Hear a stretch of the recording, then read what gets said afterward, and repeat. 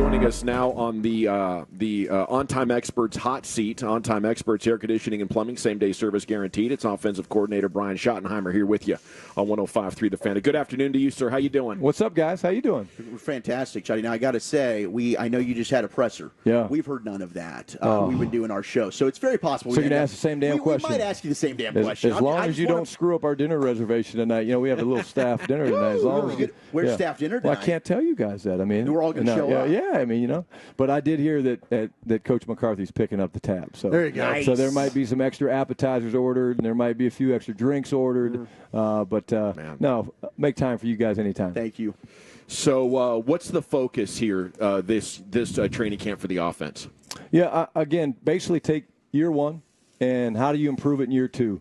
And that's probably the details, and that's the orchestration of perfecting some of the things that we're trying to do. Now we're taking a scheme that they were learning last year, plays, and now we're trying to perfect it. We're trying to take these plays that they were learning last year and now run them better, be more precise with our breaking points in the passing game, do a better job fighting through contested catches on the perimeter, do a better job with the run game fits of our combination block. So it's really, they know the plays. They learned them last year, right? They have repped them all spring, but to do it and then do it in pads is all about taking the things that they know, and now it's the mechanics of them doing it together, because it's the ultimate team sport, right? We know that. Like, again, Zach Martin's a great player, but if Zach Martin and Brock Hoffman can't work a backside combination block together, then guess what? The play's not going to look as good. Or if Dak throwing to Jalen Tolbert and he thinks he should break in and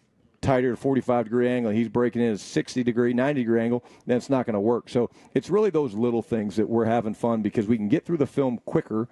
And we're actually probably doing more individual meetings now by position group because that's what they need right now. They know the plays, and so now it's more of the fundamentals and techniques that we really think in year two will take us even to another level. 30 points per game, that's pretty lofty last year. How much better can this offense be? I really think we can do even another point or two better. Again, Dax just feels really good with where we're at. I think, obviously, everybody wants to talk about CD, so I'll just raise that right now. Like, CD will be back. CD will be ready to go. But, again, what's happening right now is Dak's getting to throw to Jalen Tolbert and Jalen Brooks, and T. Billy's having a hell of a camp. And he's working those guys that maybe he doesn't have the banked reps in that he has with a guy like CD or Brandon Cooks. And so I just really feel like we're in a really good spot. Our confidence right now is really good. We're doing even more stuff than we were able to do this time last year, and that normally tells you that the offense or the scheme is doing this. You're kind of rising as you get going, and then, of course, it's going to be fun to watch some of these position battles along the way through camp and preseason, and really competitive roster, man. I mean, really we go from position to position, and there's some going to be some hell of a battles. This is the first time I ever got to talk to you. I want to thank you for sharing your dad with us. No, I appreciate that. And I was a scout in the NFL for 13 years, 92 through 2005. I loved watching your dad's football teams. I really did. When you started talking about toughness and how to build the team the right way, I really appreciate what your father did, and thank you for sharing them with us. Well, if I can respond to that, number one, thank you. And it's really cool for me. Obviously, Mike and I were together in Kansas City. Sure. But I'll be sitting back in the team meetings, and I'll be making some notes and writing things down. What he's saying. And it's really cool to see whatever year that was, 97, I think was our last year there. 2024, Mike McCarthy still using things from my dad. It literally makes me pause. Like, I'll literally pick up my pen and be like, damn, that's really freaking cool. Yeah. Like, that it's still – as the game's changed, like we all know the game has changed completely, but like there's certain things that haven't changed. The toughness, the physicalness, that's right. Take care of the damn ball. Right. So thank you for saying that. No, I really, your dad was, I was like saying Green Bay and other stops, and I always admired that team for how tough it was and well coached it was. How good are you at stealing plays from other teams? I wouldn't say we steal a lot of plays. We definitely keep an eye on what people are doing, what trends are there.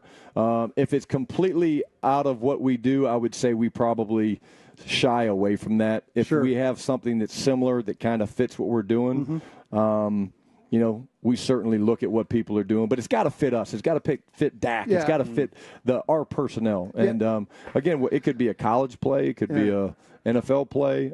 We all watch each other's stuff, right? That's what's so cool. It's like you see a game on Saturday, the next Sunday you're like, oh, there it is. Right. 4, 5, 6 teams doing it. And see, I was in Green Bay with John Gruden and Andy Reid, young guys at the time.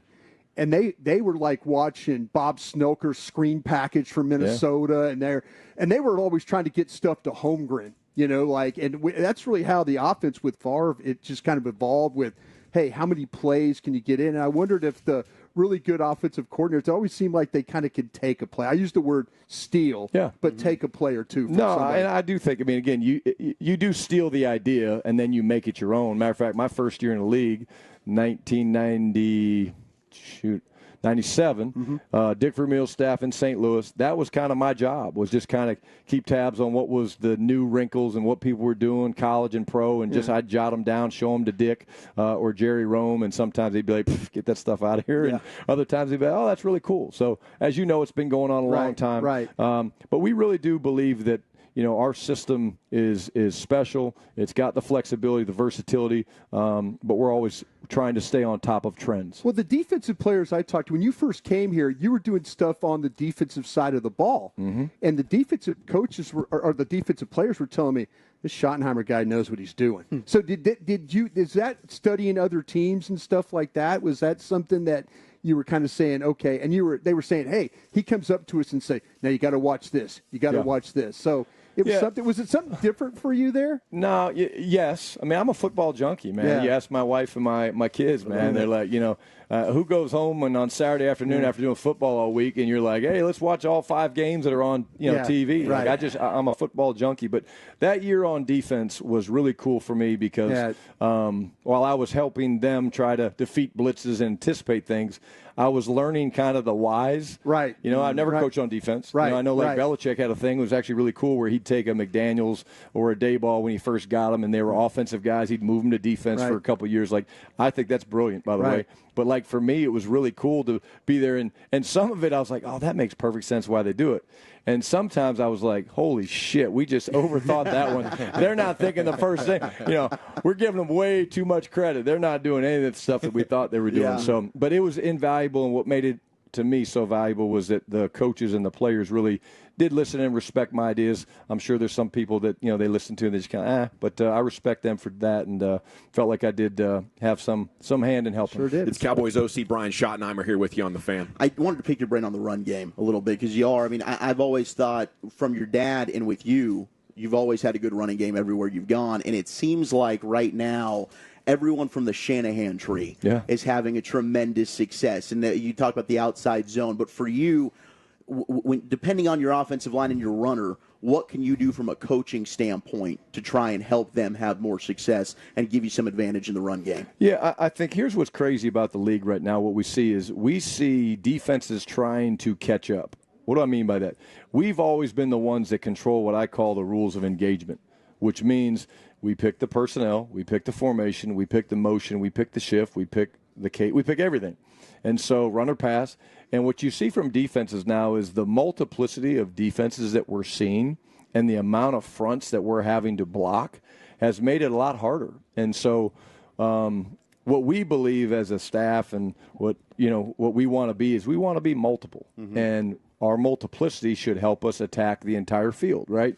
Whereas, again, a lot of the Shanahan guys, I mean, I remember watching Mike and his guys run it, to perfection with Terrell Davis and those guys, the outside zone. But we want to be multiple, and we're going to run our outside zones, but we're going to have a little inside zone, and we're going to get the ball on the perimeter. And here comes Cavante Turpin, and he's going to get, we just feel like that helps you stay ahead of the curve. It's hard to run the ball in this league, and unfortunately, is what it is, but the way we're forced to practice now has made it harder. Right. I mean, just think about it. Like in the spring, we can't do any. You can't have any pass. I mean, listen, you mentioned my dad. I remember OTAs back in San Diego, and it was like OTA 2. I can remember it like it was yesterday. And we drafted Tonu Fanotti, a 345-pound guard from Nebraska, first-round pick. Yeah. And poor Ben Lieber, this is OTAs.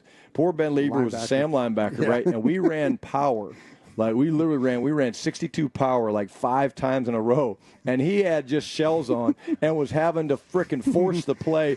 And after 5 plays, he's like, Jesus, can we run a different play? He's like, what do you want me to do? Yeah. But like now you get a guy on the ground, and it's like, oh my God, we're going to get fined. So it's just the way the game has changed has made it harder, and so you have to be really more intentional in camp. And then even the preseason game to run the football because you can't do it in spring. You mentioned versatility. How much leveling up of responsibility are we going to see from some of these guys? It looks like you got Turpin playing a little running back. There's Deuce Vaughn playing receiver. Ferguson's doing a little fullback action. How much of that is in the cards for this season? Year 2 we're calling it cross training. We're doing a lot of cross training. So as you guys know, you only get a certain amount of guys on game day, and so there's certain schemes that I'd be lying to you if I said in past years you have a package of plays that are up, and then all of a sudden you lose a guy or two, right? And you're like, well, that's out the door. So the cross training has been great. Again, these guys know the plays. They learned the plays last year. So now it's taking them and saying, okay, you're moving to tight end this day. You're moving to receiver this day. You're moving to running back this day. They're actually going to the meetings. They're doing the individual. And it's just helping these guys have more versatility, but also more value. Again, we're always hoping that last roster spot on game day is offensive. It's not always that way. Yeah. And again, it's whatever's best for the team and Bones and special teams. But we're always telling those guys, hey, make sure you guys stop by Bones' office on the way out the door, and because that's a huge part of figuring out your last number or two on game day roles. How much are you, it looks like to me you're doing a lot with Hunter Lipke. And it's kind of like one of those things like you see him in the outside motion in, offset stuff like that. Is there packages for him, or is there thought about playing more with a fullback or like the H role that he plays? It really goes back to the cross-training thing. Like you're seeing him playing fullback, you're seeing him playing halfback, you're seeing him play tight end. And Hunter is such a cool piece, man. Dude, this guy's football instincts are just elite. He gets put in different positions where maybe we haven't covered something, but he's so smart, and he just feels the game, man. And yesterday, 9-on-7, he was running some halfback, and again, he had a little jump cut, and then he kind of the linebacker was there, and he kind of skinnied the cut. It was just like, was that Hunter? Yeah. And so, but it goes back to that cross-training thing. Yeah. When he's in the game, we don't want people to know, are we in two-back, are we in one-back, are we in empty, because he can do all those things. Brian mentioned the motion. Seems like that's taken over the league. How important is that for you to implement the pre-snap motion, the exit motion, get all that really figured out in the offense? Yeah, it's critical because what it allows you to do is it allows you to run the same plays, but from completely different looks for the defense. So for Dak, his progression doesn't change. For the receivers, their routes don't change.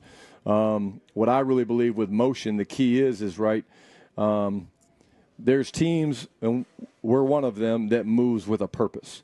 Like these half-speed motions, they don't do anything. Like even if it's just a motion across the ball, it should have some tempo to it. It should have some urgency to it.